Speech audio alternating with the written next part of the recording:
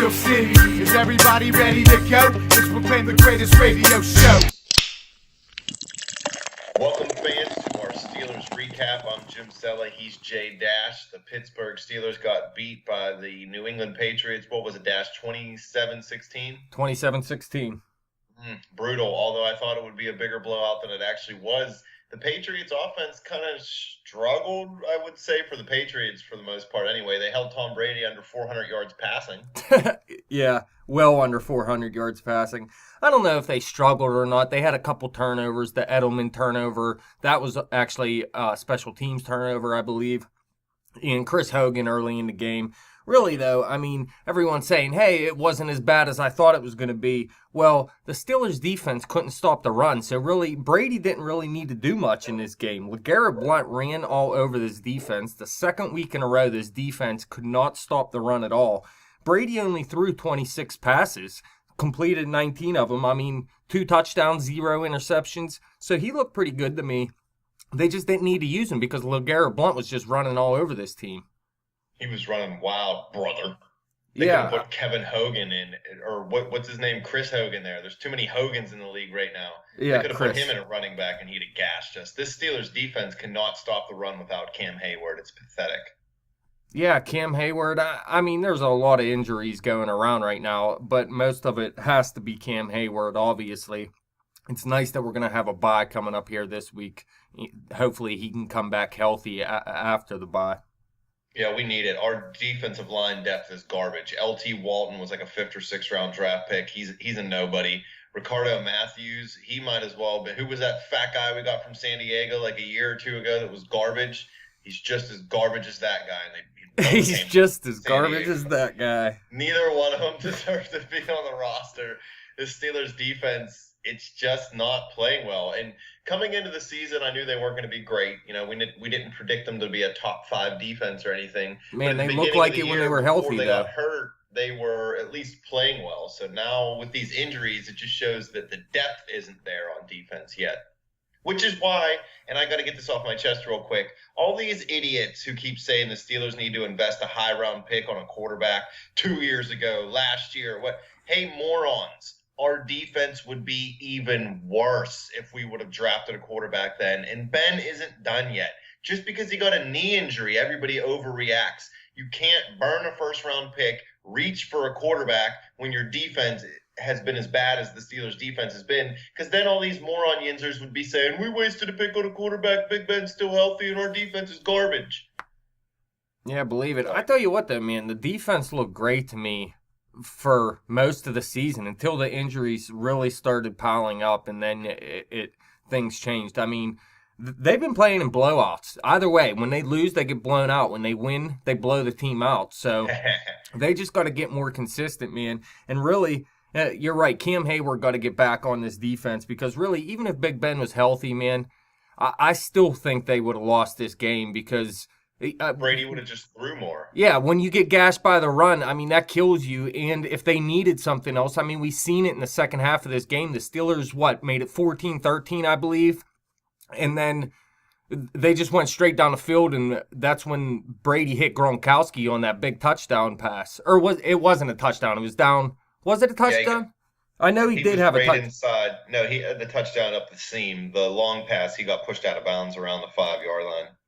Yeah, I think it was the touchdown pass, though. I mean, they just came right down the field and scored, and that's when they needed Brady, and that's when he stepped up. Outside of that, I mean, when they had the lead, they just kept giving the ball to Blount, and it was just horrible. I never thought they had a chance in this game, even when it was, what was the score at halftime? 14-10, so it was close at halftime. I think the Steelers actually scored first in the second half, if I'm not mistaken. So it was a close game, but I never thought they were in it because they couldn't stop the run. Brady really didn't need to do what he had to do. And the Steelers' offense made too many mistakes in this game. They missed 2 field goals. So Boswell has looked a lot different this season. I mean, I was talking to Easy about it earlier. We really haven't needed him in a key situation yet because they've been playing in all these blowouts, but he hasn't looked the same as he did last season. Last year, he was on point. Yeah, the one field goal he missed, though, was a 54-yard field goal to the bad end of the stadium. Not too many kickers are even going to make that. Well, it wasn't even close at all. Did you see New England didn't even try to rush at all? They just all stood up because nobody wanted to go offsides and they knew he wasn't going to make it. But you're right, it was way off. But the whole play seemed rushed to me. It seems like they rushed to get set up and snap and kick the football. But I'm not giving them a pass. That's just my opinion of that play.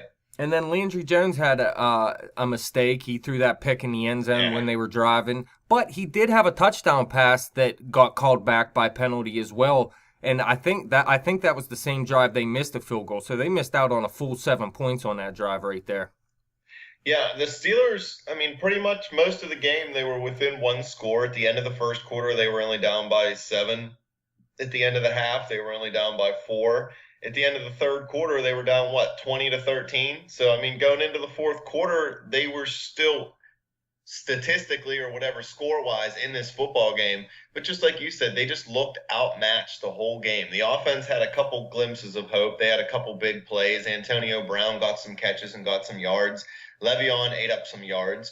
Why don't we use Le'Veon Bell in the red zone more often? And what happened to the Steelers in the red zone in just on the New England side of the field in general? Because we had, 4 drives inside New England's territory, 5 drives, and we did not come up with enough points. I think that's just not believing in Landry Jones, man. I mean, you've seen it all game. We kind of called it. There was going to be a lot of check down passes, short passes, and hope Antonio Brown or Le'Veon Bell can take it to the house, make big plays for you. And, I mean, they both looked all right. Antonio Brown, 7 catches, 106 yards. Le'Veon Bell had 81 yards rushing plus 68 yards receiving on 10 catches. So they both looked good, but they didn't have the real big play, the game breaker plays. And it was just not trusting Landry Jones to me. They really didn't go downfield enough, and even mid-range passes weren't there. It was all just short passes and try to get it done. And, I mean, that's what you had to do. That's what they did last season when Ben went down. I mean, they just don't trust Landry, I don't think. Although, I do think they're going to trust him a little bit more this week. I think he did play a tiny bit better than people hoped. He did have 281 yards in that touchdown, but the big interception as well. But that's what it was. It was the checkdowns that we called it. We seen it coming, and they just couldn't make the big plays out of it. They had him throw the ball 47 times, and you just can't ask your backup quarterback to do that. I don't know what Todd Haley was thinking.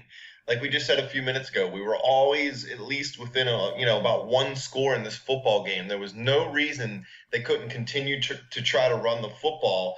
And all the checkdowns just became too predictable. New England just kept giving them to us. But then, unlike our defense, they were actually able to tackle the Steelers receivers after they caught the football. So it wasn't going to work. You can't just throw the ball 5 yards. I blame this more, and I'm not blaming it on Tomlin or anybody, one person in particular. I just didn't like the offensive game plan for this game. Well, Big Ben has a lot of the power to call the plays in the offense, and when he goes down, that puts all the pressure on Todd Haley to make something happen, and I don't trust Todd Haley to do that. Haley's garbage. I mean, I know they did run it with Le'Veon 21 times, but Antonio Brown's the only other person who was credited with a rushing attempt. Have they given up on Fitzgerald Toussaint that much?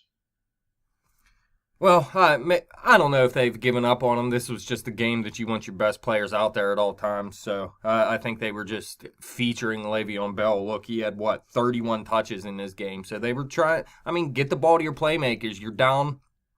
There's a lot of injuries going on. Your quarterback's hurt. Just put the ball in your 2 playmakers' hands and hope for the best, and it didn't work out. And, the receivers here and there didn't really help Landry Jones out either. I seen Grimble drop a pass. Sammy Coates has dropped off over the past couple weeks. Even with Ben back, he didn't look very good. I'll credit that to his injury right now with his hand or whatever. But we're seeing some inconsistencies out of him. Hopefully he can step back up and do what he was doing earlier in the season. He was kind of filling that Martavis Bryant role. We need him to step back up and do that. But, some of these receivers, man, they've been stepping up somewhat for the Pittsburgh Steelers. Kobe Hamilton, coming off the practice squad a couple weeks ago, has looked okay, if not good. And Darius Hayward-Bay has scored a touchdown each of the past 2 weeks now. He's a guy I like. He's a good 5th receiver. And if someone goes down, a guy you can trust to do what you need him to do when there is an injury and you need him to play more often. Are you going to blame Tomlin for the Steelers playing bad against subpar teams? I know that New England isn't one, but is it Tomlin's fault? Well, I think it has a lot to do with the how they play at home compared to how they play on the road. I think it is Tomlin's fault that he doesn't have his team ready on the road, man. There's no one else you can point to because everyone's playing bad on the road. And I mean, that's when they're struggling. It's not really at home. I know you could say they only put up 16 points this week, but hell, with Landry Jones in, I'll take 16 points all day long. Yeah, we said in the preview show if New England scored more than 24, it was going to be hard for Pittsburgh to win, and they scored more than 24, and Pittsburgh didn't even get to 20. If Roethlisberger's in that football game, how close do you think it is? You think it's a field goal victory for either team? Like I said, I think they score more points, obviously, than with Landry Jones in there. They do get in the 20s, but I think Tom Brady would have stepped up and just picked apart that defense. I mean, they couldn't stop the run, so what they were doing was running against them. They didn't need to go out there and score 40 points with Landry Jones in the game. I think if Ben was in, yeah, the Steelers' offense would have obviously looked better, but I think Tom Brady, I mean, he still looked good, but like I said, he only threw 26 passes. I think he'd have been more around the 40 range and they'd have been scoring more points if they needed to. So I think they just handled the Steelers. No matter if Ben was in or not, I think this would have been a loss. And probably, I mean, the way they've been playing this season, there's been no close game, so I see no reason why it would have been a 3-point game. Now, a lot of people on social media are blasting Keith Butler and the Steelers defense because they only have 8 sacks on the year after having 48 on the year last year and being third in the league. I'm not going to be quick to blame Keith Butler on that front because A, it's only his second year. He's not even through his second year as defensive coordinator. And B, to me, it's because the Steelers just don't have the personnel to get to the quarterback right now. Look, Jarvis Jones, what's he have, 5 sacks in his whole career? 4 years, something like that? Yeah, something like that. He's a first-round bust. I keep giving him a break. Well, I tell you what, he played a good game. He played a good game, but for where he was picked, he was a bust, is what I'm trying to say. Yeah. Not necessarily as a football player. Ryan Shazier, he's not the kind of guy that really rushes the quarterback a lot. You need him out there in coverage. You need him covering Gronkowski. You need him on the field. Lawrence Timmons is playing better, but again, the Steelers don't rush a lot with their middle linebackers, so you'll see him go after the quarterback a little bit, but his sack numbers have never been as high as some of the other middle linebackers in the NFL. And then on the other side, you got Arthur Moats, who's actually filling in for Bud Dupree, and then Moats was actually benched in favor of Anthony Chickillo, but in that game, Moats played more snaps than Chickillo, and then the next week, Moats is back in. None of these guys are getting pressure. I don't even think James Harrison has a sack yet on the season. If you're blitzing and not getting to the quarterback, you're exposing an already exposed defensive backfield, and then you're going to get burned worse than you already are. So I think that's the biggest reason why the Steelers are not trying to get to the quarterback as much as they have. Now, do they need to start getting to the quarterback? Yes. But they need to start doing it with their front four. They can't blitz. They literally cannot blitz as much as they used to because they just don't have the personnel to do it. The young guys in the secondary are a little too inexperienced, and the older guys are just a little bit too old. Come on, anybody that believes Mike Mitchell is an elite safety is out of their minds. All this guy is a headhunter who wants to hit people hard and try to injure them. He just doesn't always hit them to injure them because he's garbage and he just misses. Sean Davis, the rookie, was playing early in the year, but he got benched a little bit after he got hurt. And now Jordan Dangerfield's actually playing more snaps than Sean Davis. They're trying to work Artie Burns into the mix a little bit, and he's struggling. It's just not the right mix. Without the pass rush, you can't expose these young guys. Maybe if Bud Dupree can come back after week 10 or whatever he's eligible to come back from, that might help. But I really don't see a guy who's only in his second year, who hasn't even practiced all year and has been hurt. Is he really going to make that big of an impact? I don't believe so. So I think this is the Steelers defense you're going to see. When they're healthy, it won't be as bad because Cam Hayward and Stephon Tuitt will be able to get some pressure on the quarterback. But if they get 35 sacks this year, I'd be shocked. Shocked. Yeah, you said 8 sacks. I think they had 7 of those in a 2-game stretch, actually. Now, we remember the first couple games of the season, they didn't really want to blitz because of the situation, but I think it's turning out where they do need to start blitzing more and getting to the quarterback, man. I don't know. I just, especially if you can't stop the run, man, you got to be able to do something. But I think it has to do with the injuries, too. When Cam Hayward comes back, I think that's going to help things a lot. It looked like they were, like I said, 7 sacks in a 2-game stretch there. It looks like they were starting to get on the role that they were on last year. They were, top 3 in the league in sacks, I believe. So, I don't know, man. They need to get back there, or else it's going to be a long season for this defense. They look great until these injuries started coming along. I think they will get to the quarterback more as the season goes along, though, if they get healthy. I mean, they got to get there more than they already are because they're getting there at like historically slow pace for a Steelers defense. And yeah, getting healthy will help. I just don't think they're going to be able to blitz to do it because by sending that extra guy, you're not leaving enough people to cover. If they're going to get pressure, it's got to be with a healthy Cam Hayward, step onto it, get Hargrave in there a little bit. They're going to have to get it with 4 men. I just can't see them being able to send that extra guy. Those defensive backs just aren't good enough. Yeah, I mean, you could have said the same thing last year, though, and it worked out. I guess it all depends on how things go throughout the game or whatever, but the secondary was terrible last year as well, and they were sending more than 4, and it was working out for them. In fact, that was the only reason the defense was respectable last season. But that's kind of my point. Last year, they were actually getting there. This year, when they send them, they're not getting there because the guys that they're sending don't have enough talent to get there. So that's what's exposing us. If they send them and we're getting there, I'm all for it. That's what I'm saying. But yeah, I think it has a lot to do with health, though. Once they get back healthy, I think you will see them get to the quarterback more often that way. I don't know. We'll see, man. As long as they get to the quarterback, I don't care how they do it, but they got to do it some way. One other thing about this game, New England had a touchdown that wasn't called back where Harrison was being held, and they actually called the exact same penalty against the Steelers to call back a touchdown earlier in the game. So I thought that was kind of bullcrap as well. Oh, man. If you could go back and watch all the James Harrison plays, he's probably been held on 85% of the snaps since he actually arrived on the scene. Not his first few years when he kept getting cut, but when he actually became a starter. I don't understand.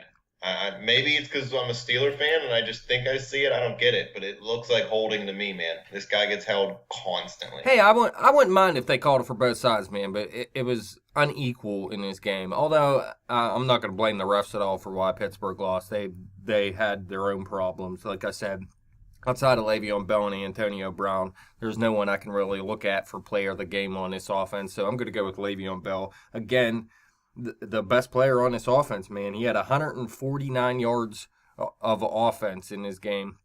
He is the best running back in the game, but without any type of quarterback that can get the ball downfield, it's just still not going to work out for you. I don't care. Just like Todd Gurley in L.A. Did you see the Post-Gazette posted an article today that said, should the Steelers have kept LeGarrette Blount over Le'Veon Bell?